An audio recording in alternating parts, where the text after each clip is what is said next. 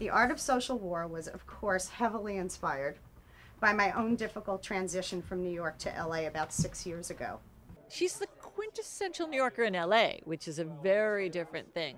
It's a huge, overwhelming difference being a single working woman in New York City and then being a wife in Beverly Hills. It was just a giant culture shock for me. Women run in packs in LA, and I was a lone wolf. Even though the book is based in LA, the wisdom behind that is something that sort of everyone in the country can relate to, right? And can draw from. Is that not true? It's girl world, and whether you're 13 or 70, it exists. And there's something that I like to call girl-on-girl crime, which is specific to women, and it could be anywhere. I mean, whether it's Omaha or LA or New York City. And women are very nasty. They really can be. And, you know, there's a way to deal with it. It's difficult. And it is something that you have to sort of detach yourself emotionally from. Whether it's Kabbalah or Scientology, I'm not into sort of exposing a 2,500-year-old religion, but I'm more interested in how women use the talismans, whether it's a red string or you know, special meetings and things like that, to sort of exclude others, because it's just another manifestation of everything that went on in junior high school. There is all kinds of new age thinking and, you know, philosophies of the month and, you know, using the right gardener, you know, all of those things do exist. So they were definitely ripe for skewering, and I think she skewered them very well. This is the only town in the world where two women can enable each other not to eat for an obscene amount of money. I mean, which is actually kind of shocking if you think about it, because the more money you have, the better restaurants you can go to.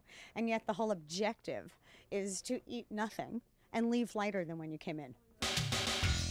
Whether, honestly, it is landing in Oz and dealing with the Hollywood wives, surviving a smackdown at the PTA, holding your own at the mommy play group in the sandbox, or just dealing with office politics around the water cooler. I mean, I think Sun Tzu has a lot to say. One of the things Sun Tzu says is to remain detached, to stay aware of your surroundings, remain formless like water.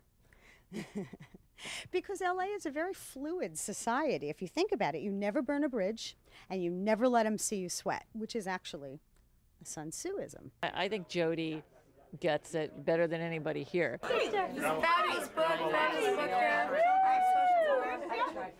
I am a perfect example of someone who wears entirely the wrong thing to the absolute right party. There we were at the red carpet in Cannes and on global television, and my husband was in his wedding suit, some linen little Ralph Lauren thing. It was very clever, we thought, and everyone else was in black tie to the nth degree, and we just sort of held each other's hands and closed our eyes and sort of ran up the red carpet, and we smashed right into Charlize Theron, poor thing, being interviewed live on, I don't know, BBC, something like 57 cameras in her face.